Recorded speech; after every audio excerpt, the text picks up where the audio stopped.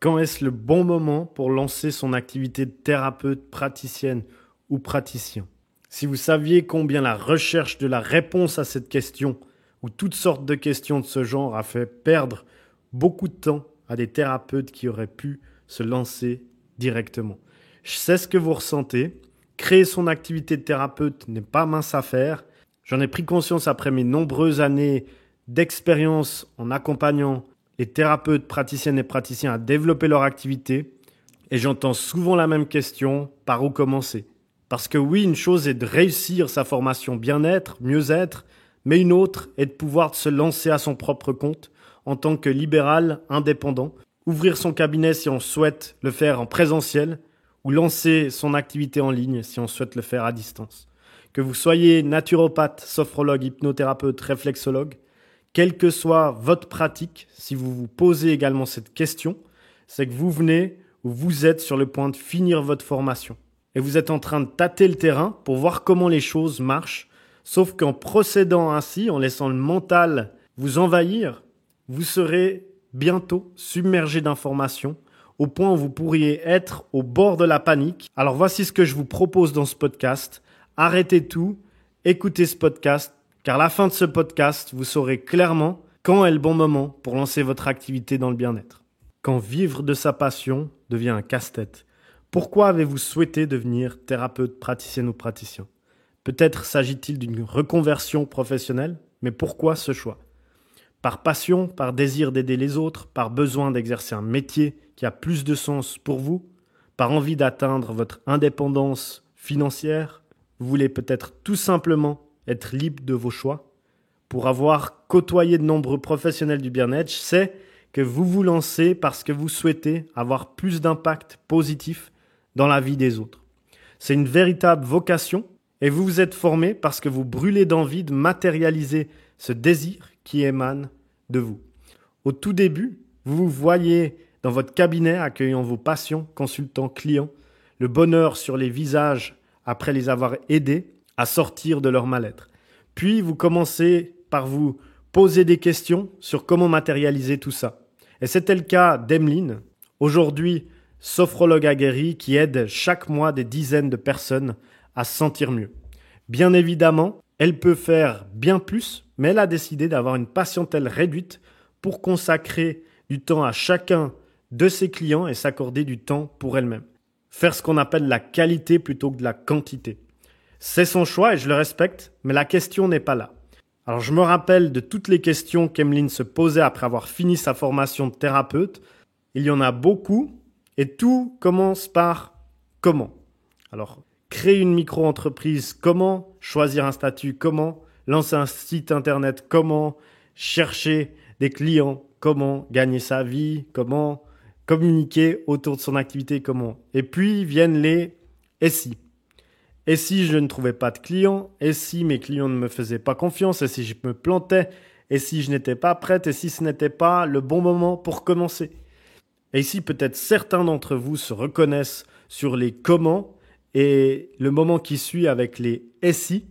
Vous pourrez me dire ça dans les commentaires, car c'est généralement un cheminement tout à fait typique, standard, lorsqu'on souhaite se lancer. On se pose beaucoup de questions qui génèrent ensuite des « si », car on se sent submergé et on ne trouve pas la réponse directement. Alors voilà, ce que je vous propose, c'est qu'on mette les choses au clair. Il n'y a pas une sorte de bouton magique sur lequel on peut appuyer et puis hop, on se met à créer une activité dans le bien-être qui fleurit. Il n'y a pas non plus de process miracle à suivre pour se lever un beau matin et être prêt à lancer son activité. L'objectif de ce podcast n'est pas véritablement de vous dire comment vous lancer et répondre intégralement à toutes les questions que vous vous posez, d'ordre admin, d'ordre financier, etc. Pour cela, je vous invite à me rejoindre dans la communauté La Méthode Agenda Complet sur Facebook ou aller sur mon site internet pour voir un article que j'ai dédié spécialement à ces questions. Dans ce podcast, je souhaite plutôt vous montrer comment vous apprêter pour faire face à toutes les éventualités. Vous avez déjà tout ce qu'il faut pour vous lancer en fin de compte. Je tiens tout simplement à vous le rappeler et vers la fin de ce podcast, je vous donnerai l'ultime secret, le seul que je connaisse et qui fonctionne pour arrêter de ruminer, de vous interroger et finalement, 3, 2, 1, vous lancez. Voici donc quelques petits rappels concernant le bon moment pour se lancer. Vous le savez certainement mieux que moi, il ne suffit pas de suivre une formation pour devenir thérapeute, praticienne ou praticien. Ce sont des métiers qui requièrent d'énormes responsabilités et cela relève habituellement d'une vocation. De nos jours, on voit tout et n'importe quoi, des formations qui sont sur quelques jours, qui par la suite fait que certaines personnes se déclarent thérapeutes ou praticiennes. Et ça, c'est à mon avis du grand n'importe quoi. Quel que soit le domaine dans lequel ils pratiquent, tous les thérapeutes ont quasiment la même mission, aider les patients, consultants ou clients à surmonter une période difficile, dénouer un blocage, aider à se sentir mieux. Et cela demande des qualités bien précises. Les professionnels du bien-être manifestent un réel intérêt pour autrui, donc ce sont généralement des personnes dans l'humain qui ont conscience des raisons qui les poussent à se lancer sur cette voie. Ils sont à l'écoute, font preuve de discernement, d'un bon sens d'analyse, de patience, d'empathie. Ils ont en outre un excellent relationnel, une attitude encourageante et positive.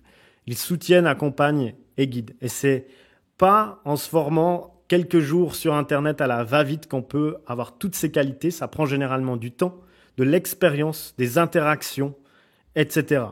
Tous ces petits rappels pour dire que en fait, le bon moment, ce n'est pas forcément quand on a fini sa formation, car elle peut être de 3 jours à 3 mois, voire 3 ans. Et donc, c'est plus une histoire de confiance en soi et de se sentir prêt à réaliser tout ce que j'ai cité précédemment.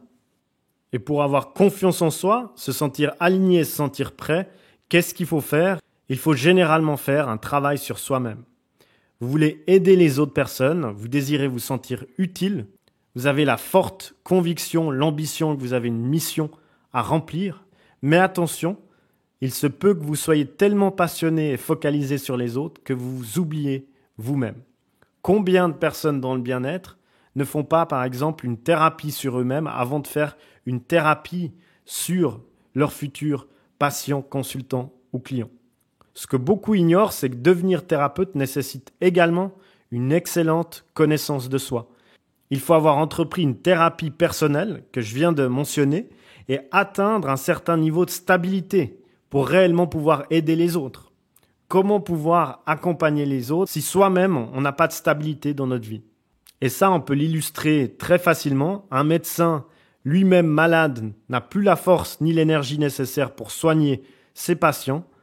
Et il en va de même pour les thérapeutes praticiennes ou praticiens dans le bien-être qui ne sont pas stables dans leur vie. Il faut d'abord guérir ses propres blessures, et ça c'est souvent négligé en tout cas dans le bien-être, je pense que vous avez vu ça autour de vous. Il faut apprendre à mieux se connaître, et malgré toute votre bonne volonté, ce n'est que lorsque vous serez en phase avec vous-même que vous pourriez soutenir et guider les autres. Alors si vous sentez que ce n'est pas le bon moment aujourd'hui, ce que je vous invite à faire, c'est apprendre à vous reconnecter et à être moins dur avec vous-même. Définissez votre propre équilibre de vie.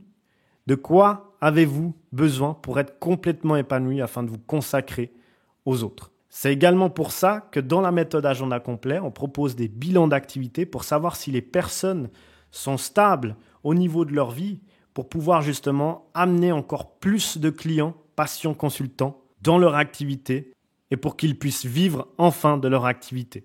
Contrairement à d'autres coachs qui accompagnent également des thérapeutes, ce que je souhaite au plus profond de mon cœur en créant la méthode Agenda Complet, c'est d'accompagner justement les bonnes personnes qui sont stables pour pouvoir accompagner leurs clients, patients, consultants à leur tour et qu'ils deviennent stables.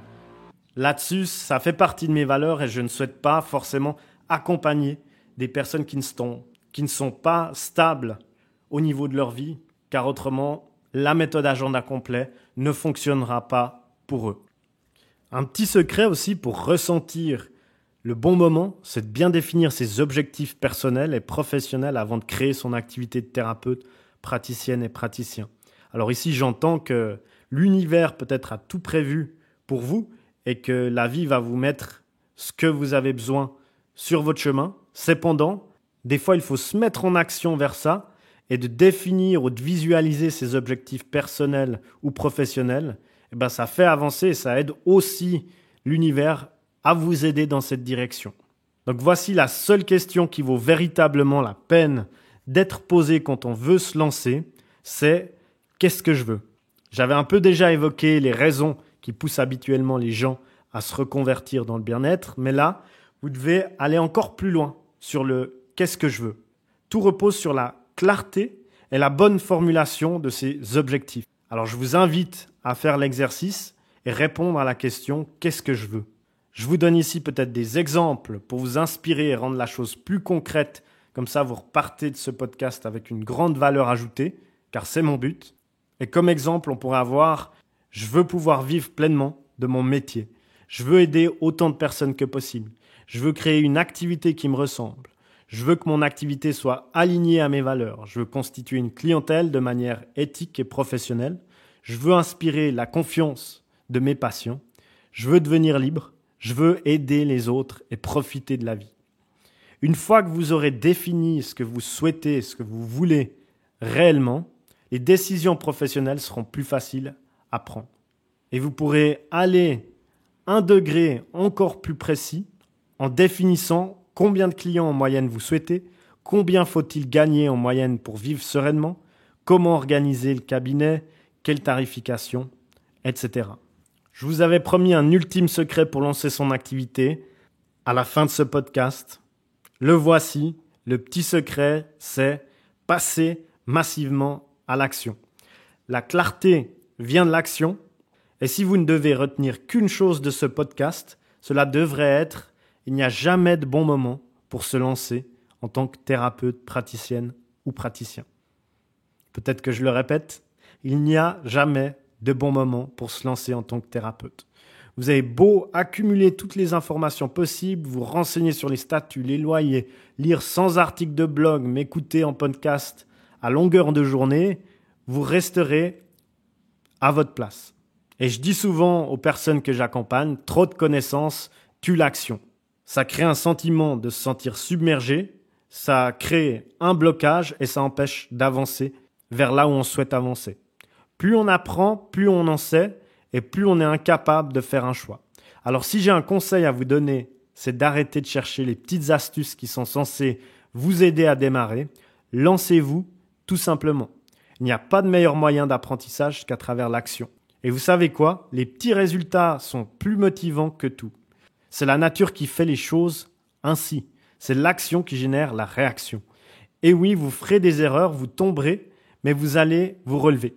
Parce que vous avez confiance en vous, parce que vous avez des résultats, parce que vos clients comptent sur vous. Et quoi qu'il arrive, ne laissez jamais tomber, persévérez. Et ça, c'est généralement une des plus grandes qualités qu'on retrouve chez les thérapeutes, praticiennes et praticiens qui remplissent leur agenda, qui réussissent. Ils savent ce qu'ils veulent et ils ne baissent pas les bras jusqu'à l'avoir obtenu.